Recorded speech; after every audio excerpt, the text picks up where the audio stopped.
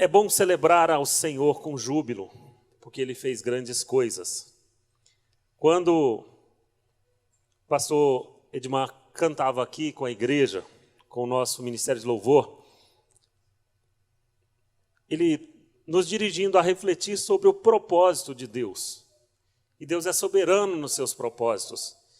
E é interessante nós vermos que, ao longo de toda a história da Bíblia, especificamente do povo de Israel, o Senhor estabeleceu ocasiões solenes, estabeleceu festas, estabeleceu momentos, e todos eles com propósito. É bom, às vezes, a gente celebrar quando, às vezes, sem motivo nenhum, né? Pôr uma carninha para queimar no carvão e abrir uma gelada, né? Coca-Cola. Epa! Você olhou diferente assim? Calma lá. Ou Baré, ou Guaraná, ou Jesus. Tudo é bom. Mas, sem motivo. Mas é interessante notar que em todas as celebrações que Deus propõe, há um propósito, há um motivo de nos alegrarmos, há um motivo de celebrar com júbilo ao Senhor. E neste fim de tarde, início de noite, eu quero refletir com você um pouquinho sobre a história de Esther. Especificamente, o que diz o capítulo 4, versículos 13 e 14, é o texto base para a nossa reflexão, em que Mardoqueu escreve a Esther. Esther capítulo 4, versículos 14 e 15. Eu coloquei aqui 13 e 14 mesmo. Então disse Mardoqueu que tornassem a dizer a Esther: não imagines em teu ânimo que escaparás na casa do rei, mais do que todos os outros judeus. Porque se de todo te calares nesse tempo, socorro e livramento de outra parte virá para os judeus. Mas tu e a casa de teu pai perecereis. E quem sabe se para tal tempo como este, chegaste a este reino. Amém. Em outras palavras, quem sabe não foi para isso que você foi escolhida. Quem sabe não foi para esse propósito que você está aí na casa do rei. Você já deve ter ouvido falar, várias pessoas aqui ministrando a respeito da história de Esther. Com certeza já deve ter lido também, é um livro curto, mas de profundo significado, de manifestação do poder de Deus na vida daqueles que creem nele. Rapidamente eu quero relembrar com você um pouquinho da história de Esther, mas antes lembrar o seguinte: hoje 24, ontem 23. Há uma diferença do nosso calendário solar para o calendário judaico, que é lunar. Então os meses têm 28 dias, os nossos têm 28, 29, 30, 31. Há uma diferença nisso aí. Mas os dias 14 e 15 do mês de Adar, conforme está aqui no livro de Esther, nesse ano caíram em 23 e 24 de março. Quer dizer, desde ontem, então, onde há judeus reunidos em todo o mundo, as pessoas estão comemorando a festa de Purim. Uma festa judaica que não é daquelas festas que Deus propôs aos homens, que Deus propôs aos judeus. Deus estabeleceu festas obrigatórias, momentos de celebração com motivos específicos. Essa aqui, quem estabeleceu foi Mardoqueu. E talvez você estranhe que não há a palavra Deus no livro de Esther. Não há esse relato. Mas nem por isso os estudiosos que estabeleceram o cânon sagrado, a lista dos livros que deveriam ser considerados sagrados para compor a nossa Bíblia Sagrada, nem por isso eles descartaram o livro de Esther. Não tem a palavra Deus, mas tem o agir de Deus ali em todos os aspectos. Imagina só você fazer um favor para alguém esquecer daquele favor e passa o tempo e um dia você está numa situação difícil e aquela pessoa que recebeu o favor, nesse caso estamos falando de Mardoqueu, que ajudou o rei Assuero. O rei Assuero foi foi impedido de acontecer um atentado contra ele. 2 servos rebeldes planejavam envenená-lo e houve um planejamento. E Mardoqueu escutou aquela história e posicionou a segurança do rei a respeito. Falou: olha, aqueles 2 são funcionários aqui e estão querendo matar o rei. E eles foram, então, impedidos de fazer isso.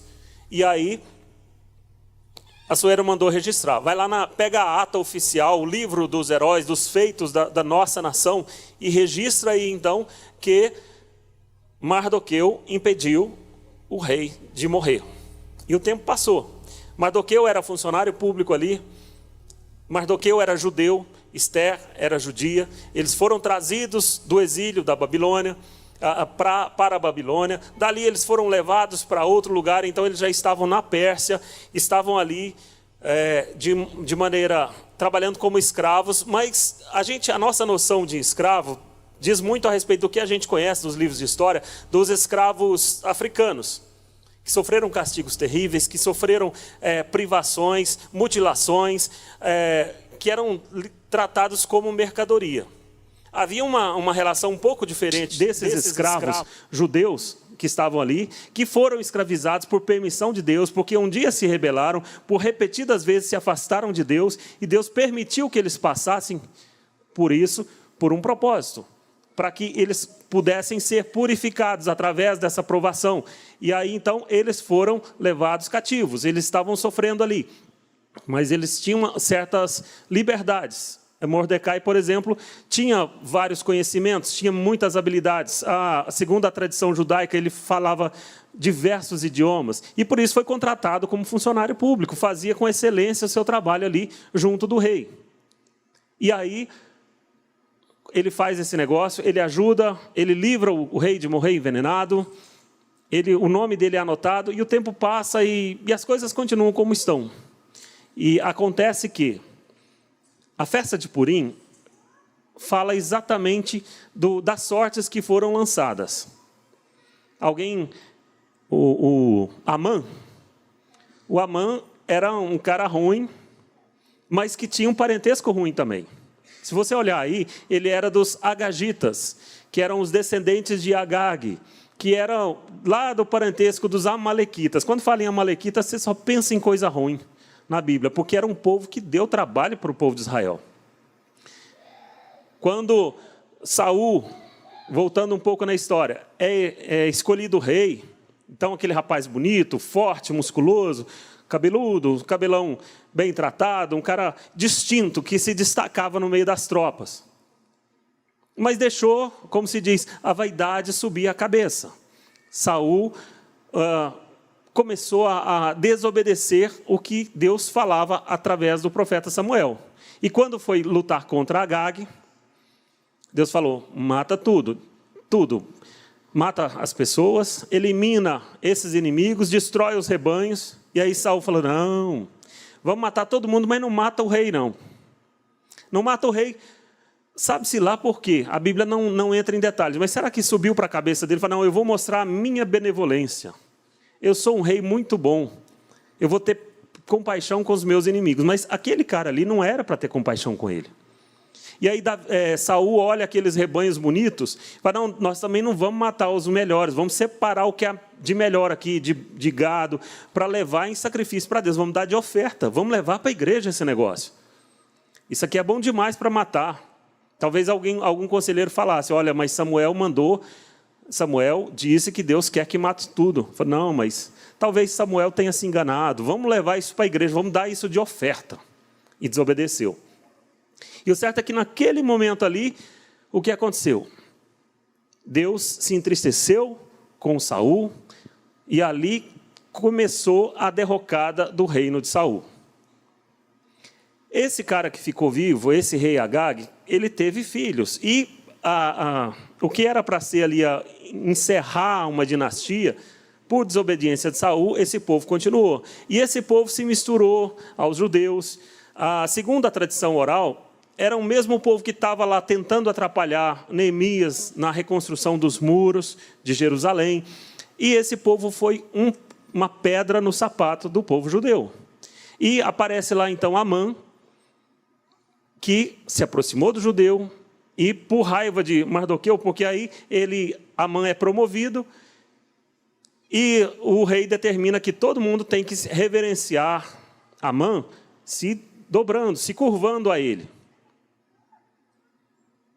Mardoqueu não é bobo. Mardoqueu conhece a Bíblia e sabe que somente ao Deus Todo-Poderoso adorarás. E aí, quando Amã passava, todo mundo se dobrava e Mardoqueu continuava de pé. E aí o que acontece? Fala, mas eu vou enquadrar esse sujeito, ele está me desrespeitando. E aí ele organizou, então, toda aquela situação para quê? Para que não só Mardoqueu fosse eliminado, mas que todos os judeus do reino fossem eliminados. E um detalhe, a lei dos medos e persas, nós estamos falando ali do povo persa, que estava composto com o povo medo também, então havia um tratado, um dito que a lei dos medos e persas não podia ser mudada. Talvez alguém pode dizer, mas isso é muita ignorância, para que um negócio desse? Todo mundo está sujeito a erro, mas não o rei medo-persa. Ele era tão bruto, tão assim, decidido nas coisas, que o dia que a esposa dele, Vasti, fez pirraça, não quis comparecer, ele fez uma festinha de 6 meses, olha só. A tradição judaica diz que essa festa era para inaugurar um trono novo, feito nos moldes do trono de Salomão. 6 meses de festa. E um dia lá, todo mundo alegre, feliz, fala, não, vocês têm que conhecer minha esposa, o tanto que ela é bonita, o tanto que ela anda na moda, a bolsa nova dela, Louis Vuitton, as coisas, o sapato novo dela, vocês têm que ver. Não, e o tanto que ela é cheirosa, não, eu faço questão. Traz lá, manda trazer Vasti. Aí Vasti falou, não vou.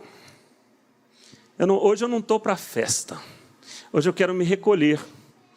Hoje eu quero olhar para mim, para dentro de mim. Hoje não quero saber disso.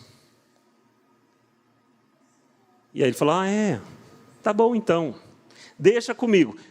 Você não vai nunca mais comparecer diante do rei. E assim passou.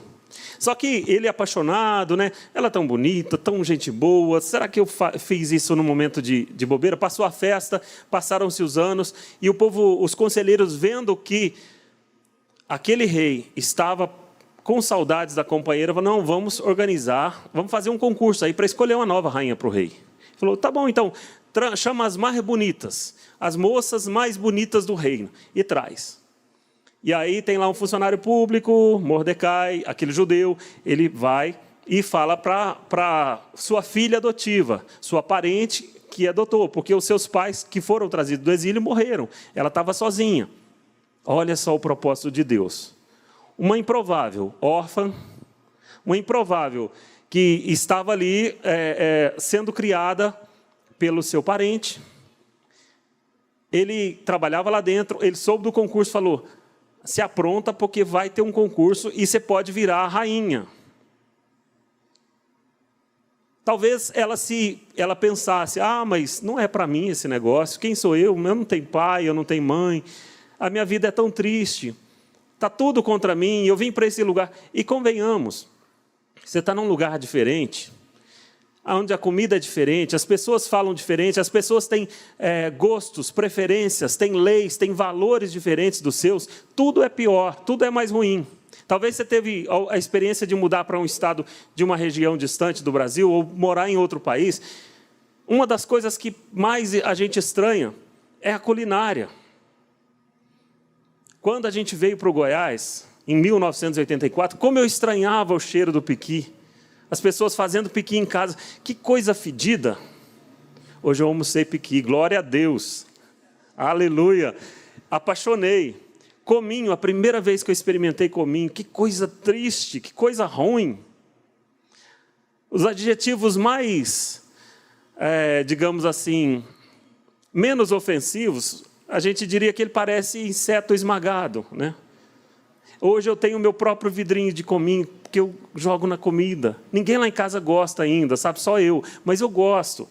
Mas imagina Esther que vai para um lugar que o povo come diferente, fala diferente, e aí ela sem pai, sem mãe, tudo estranho, roupas estranhas, leis estranhas.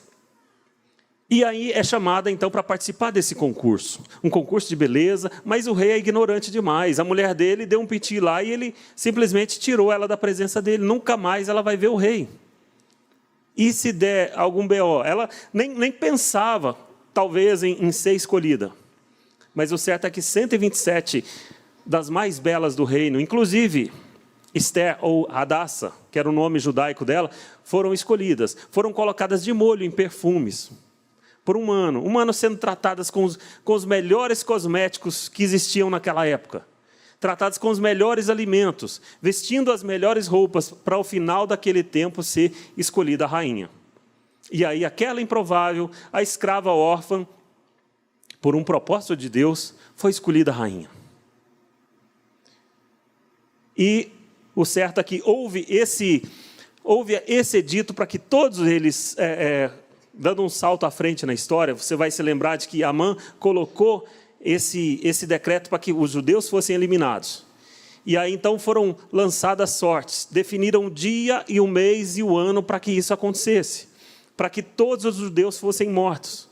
E aí então, diante de toda aquela situação, Amã foi desmascarado, foi castigado, né, foi enforcado, e Mardoqueu foi elevado. Quando eu falava aqui sobre as improbabilidades, um dia, voltando um pouquinho na história, o rei perde o sono, acorda de noite, fala, não tem nada para fazer, vamos ler os livros históricos. E alguém pega lá e lê que no ano tal, 2 servos, 2 funcionários queriam matar o rei, mas aí Mardoqueu descobriu o plano e alertou o rei, e essa ameaça foi cessada.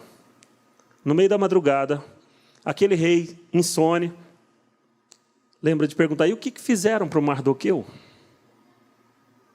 Cadê esse Mardoqueu? Não, está trabalhando aí e tal. Mas não promoveram ele, não? Não promoveram.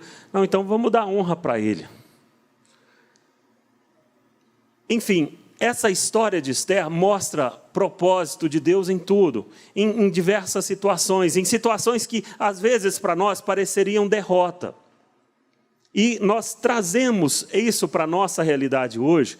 Nós sabemos que o povo judeu, toda essa história foi apresentada para nós, para servir como sombra, para aquilo que nós viveríamos nesses dias, tudo aquilo que nós passaríamos nos dias de hoje, e para cumprir o projeto de Deus, lá em Gênesis, quando ele fala para Abraão, farei de ti uma grande nação, e então ele levanta o povo judeu, mas também quando ele fala para Abraão, em ti serão benditas todas as famílias da terra, é através da descendência de Abraão, de Isaque, de Jacó, que nasceu Jesus, o Salvador.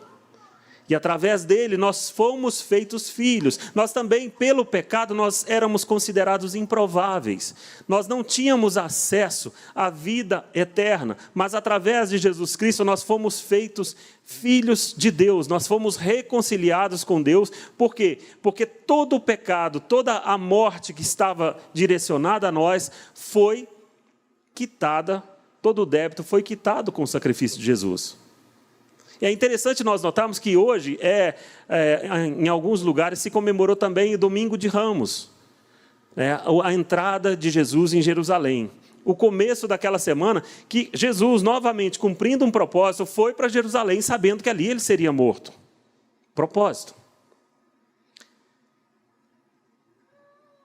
Esther cumpriu o seu propósito. Mas de que maneira ela cumpriu o seu propósito?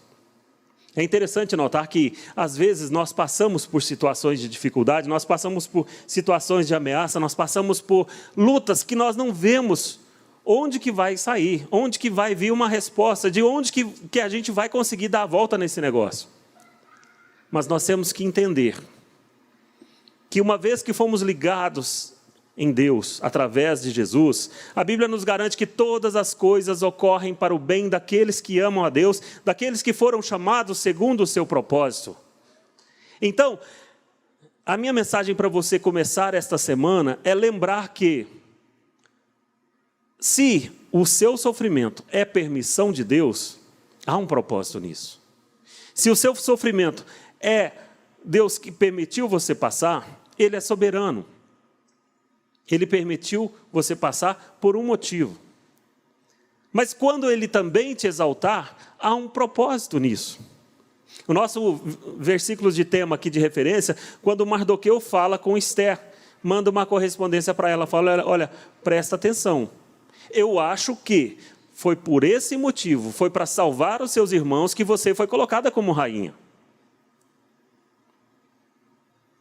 Ela tentava argumentar porque havia um momento, uma época específica em que, quando fosse chamada, aquela rainha se apresentaria diante do rei, com um dia e hora marcada. Se ela chegasse antes, se ela chegasse fora da época que foi chamada, o que aconteceria? Ele tinha legalidade para poder mandar matá-la, para executá-la, para substituí-la. E ela precisava de resolver com o rei esse assunto, que o povo dela tinha marcado, a turma do Amã tinha marcado dia e hora para que todos os judeus do reino fossem executados. E olha que era muita gente. As projeções indicam que a pelo menos a 3.000 quilômetros de distância do ponto central ali onde estava o rei, havia judeus naquele reino, que se estendia por regiões da Índia, se estendia até por parte da África, onde está a Etiópia. Então, era um reino muito grande. Ia morrer muita gente. Mas Esther tinha que tomar alguma posição. E ele falou, vai lá e fala com o rei. Mas ela sabia que se ela aparecesse sem ser chamada, ela poderia morrer. Mas então, ele argumenta, se você não for, Deus pode levantar livramento por meio de outra pessoa, mas não pensa que vai passar batido para você, essa situação, se você se acovardar diante disso. E aí nós vemos que, apesar de improvável, apesar de todas essas situações que levaram aquela escrava, Hadassa, a se tornar a rainha Esther, ela recebeu um fundamento, seja da parte dos seus pais, no início, seja depois com Mardoqueu, que ensinou a ela que problemas complexos a gente resolve diante de Deus. Problemas sérios diante de Deus. E ela conclama, então, todo mundo para jejuar e orar. Você não vai ver aí falando de orar a Deus. Há até uma argumentação tradicional dos judeus, que dizem que, uma vez que isso foi colocado em livro e foi levado para ler em todo o reino, o livro de Esther, ou o rolo de Esther, pela forma física desse livro, que era enrolado, e para poder ser assim conduzido, aqueles que estavam, os escribas que estavam tomando nota desse livro, não sabiam quem iria conduzir esse livro, não sabiam onde ele seria lido, não sabiam quais as condições. Então, para evitar a profanação, eles então não colocaram o nome de Deus naquele livro. É uma suposição, isso não está na Bíblia, não é algo aqui que é oficial, mas é uma suposição que parece razoável. Mas o certo é que, diante da dificuldade, eles iniciaram um jejum, eles iniciaram um período de clamor. E aí, o resultado nós sabemos, que o povo foi poupado. Amã foi destruído, a família dele foi destruída, o povo judeu foi poupado. E então, quando eu disse para você que 23 e 24 de março, hoje, nesse momento, no final do dia, eles estão terminando a comemoração de Purim, é porque Mardoqueu falou, olha, onde tiver judeus no mundo, é para lembrar disso aqui, que um dia o povo judeu passou risco de morrer. E houve uma intervenção sobrenatural, e através da vida de Esther, através da benevolência do rei, através do trabalho de Mordecai, houve uma atuação e a sorte foi mudada. Quer dizer sorte, Purim, o plural. Então, a festa de Purim, como está lá no capítulo 9 de Esther, está detalhado. Então, nesses 2 dias, os judeus se reúnem, leem no sábado à noite, uma vez, todo o livro de Esther, no domingo de manhã, mais uma vez fazem a leitura, trocam comidas gostosas entre as famílias, doam dinheiro a pessoas carentes, celebram. E aí o inimigo, não contente com tanta coisa boa, né? Vou azedar isso aí, né? Aí os judeus romanos, os judeus que viviam na região que hoje é a Itália, inspirados pela maneira dos italianos de celebrar, que originou alguns festejos como o Carnaval, falaram, vamos fazer também um baile de máscaras, né? Então, em algumas regiões do mundo, os judeus também comemoram com festas à fantasia e uma celebração que se assemelha ao carnaval brasileiro. Mas isso é outra história, nós não vamos entrar nesse mérito, porque o que nós sabemos é que o Deus de propósitos, Ele não faz nada sem um motivo. Ele não faz nada da sua criação existe sem um propósito. Quando as crianças, quando a gente, na salinha, a gente canta, a gente é pequeno, você ouve alguns corinhos, algumas músicas infantis que falam sobre a grandeza de Deus e como Ele criou tudo com uma função. Tinha a tia Romilda, que compôs e cantou algumas músicas assim, ela falava sobre o sapo feio e grandão. Gente, tem bicho mais feio do que o sapo? São poucos, né? Se tiver, são poucos. Talvez o urutau com aquela boca aberta, né? Eu nunca percebi o hálito dele, mas dizem que é mal cheiroso justamente para atrair mosquito de noite. Já pensou? Aquele passarinho que chamam de mãe da lua, né? Que fica parecendo uma estátua assim com o bico aberto, atraindo mosquitos. É um jeito bom, né? De se alimentar. Mas de uma forma esquisita. Mas em tudo Deus fez tudo que Deus fez foi com um propósito. Agora, aquilo que Ele fez à sua imagem e semelhança, que fomos nós, seres humanos, homem e mulher foram criados à imagem e semelhança de Deus, também para um propósito. O propósito principal pelo que nós fomos criados é adorar a Deus.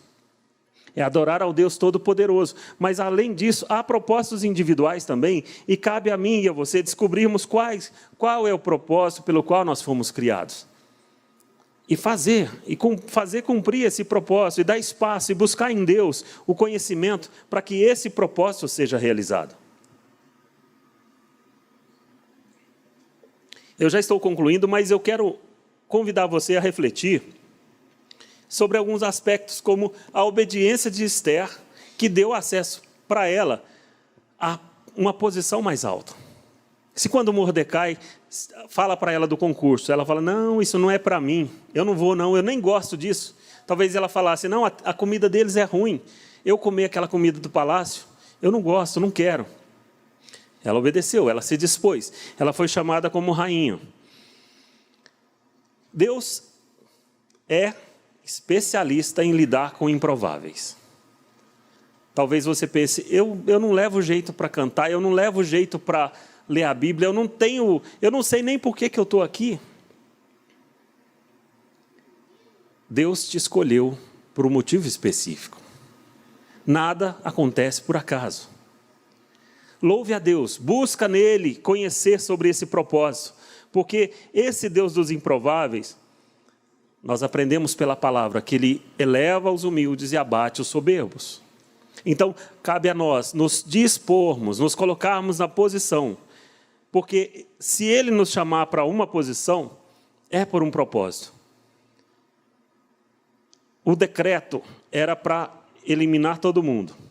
E aí Mardoqueu se posiciona, fala, Esther, olha, presta atenção, que talvez seja por isso que você foi chamada. Mas se desobedecer, ele chama outras pessoas.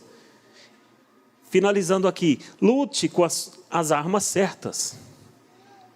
Paulo escreve aos Efésios que a nossa luta não é contra carne nem contra sangue, mas contra principados, potestades, dominadores nas regiões celestiais.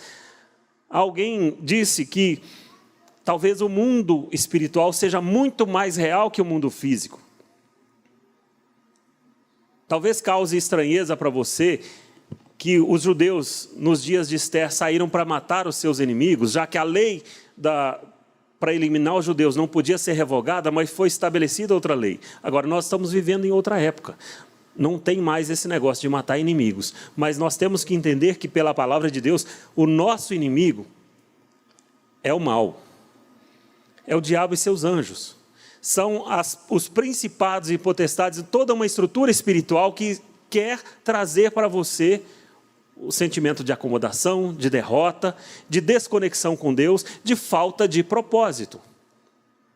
Então, talvez no seu trabalho haja pessoas que persigam, na sua vizinhança talvez, ou talvez dentro da família, há pessoas que tragam problemas para a sua vida. Talvez onde você menos imaginasse, podem se levantar pessoas para tentar te destruir, tentar te trazer problema. Mas lembre-se de lutar com as armas certas. Esther propôs jejum e oração. Jejum, oração, leitura da Bíblia, são armas poderosíssimas, as armas mais fortes que estão ao nosso alcance para vencer essas batalhas. E nós temos que entender que há sim uma fração mínima de coisas que nós podemos e devemos agir, mas nós temos que entender que se fomos chamados pelo propósito do Senhor, é com as armas espirituais que nós temos que lutar. E nós não podemos ter medo de fazer aquilo que Ele ordenou. Lembrando que mesmo que ninguém note o bem que você faz, o Senhor não deixa isso cair em vão. Nós aprendemos pela palavra de Deus que um copo d'água servido para uma pessoa com sede não vai ficar sem recompensa. Nós temos de ter clara essa mentalidade, que esse Deus que pode todas as coisas e que nos chamou para sermos guerreiros com Ele, em oração, em jejum, na leitura da Bíblia, em compartilhar a palavra às pessoas que precisam. Nós estamos no meio de uma guerra cultural. Uma guerra cultural tão insensata a ponto de pessoas de certas correntes ideológicas falarem que os judeus são nazistas. É muito desconhecimento de história, é muita ignorância para chamar judeu de nazista. De entender que os judeus, milhões de judeus foram massacrados por um sistema, por um regime político totalmente contrário. E que além do nazismo, outros regimes, como o socialismo, eliminaram muitos judeus na face da terra. Mas, como a Bíblia diz, o mundo jaz no maligno. Então, há toda uma estrutura cultural tentando nos convencer de que os judeus são nocivos, que aquela guerra que está acontecendo ali, apesar de judeus terem sido mortos à traição, de terem sido estuprados, de ter sido cometido todo tipo de violência, ainda assim eles estão errados em se defender. Eles têm que, então, no entendimento dessas pessoas, eles têm que deixar que todo mundo lá tome conta e que fique assim mesmo. Mas é uma guerra cultural, e essa guerra cultural não está mirando só os judeus, está mirando a mim, a você, a nossa fé cristã, a estrutura familiar, mas eu e você precisamos de nos posicionar. Custa caro, dá trabalho, traz impopularidade, sim. Às vezes impopularidade dentro de casa, em ter que se posicionar a favor das nossas convicções e contra aquilo que às vezes as crianças argumentam, mas todo mundo está fazendo, todo mundo está indo. Por que eu não posso comemorar Halloween, se todo mundo vai? Por que eu não posso ir na festa, na quadrilha da festa junina, se todo mundo vai? Por que eu não posso? Já passou o carnaval, né? Mas por que eu não devo ir ao carnaval se todo mundo vai? São decisões impopulares. Mas se nós conhecermos a origem dessas festas, assim como as festas bíblicas, assim como as festas que Deus propõe, tem todas elas um propósito, as festas malignas também têm um propósito. E pode ter certeza, são propósitos totalmente contrários à nossa fé, totalmente contrários à existência da nossa estrutura, do cristianismo, das famílias, de toda a ordem vigente, de todos os valores que nós aprendemos como válidos. Por quê? Para que haja o domínio, a manobra, o controle de uma sociedade, primeiro tem que destruir família, primeiro tem que destruir valores morais, primeiro tem que destruir aquilo que impede que o mundo vire de ponta cabeça. Então, são eles de lá lutando, e nós de cá lutando também. Eu termino essa palavra convidando você a, nesta semana, refletir a respeito do poder de Deus para mudar circunstâncias e a importância de buscarmos conhecer o propósito de Deus para as nossas vidas. Para que nós não simplesmente passemos por essa vida, mas que nós possamos viver o propósito completo de Deus para nós. A Bíblia nos ensina que a vontade de Deus é boa, perfeita e agradável. E se eu estou sintonizado na vontade de Deus, se eu estou vivendo o propósito de Deus para mim e para minha família, isso não é garantia que eu não vou ter problema, mas é garantia de que com Deus eu sou maioria. Com Deus eu posso vencer todas as coisas. Porque a Bíblia me garante que eu posso todas as coisas naquele que me fortalece. Deus te abençoe.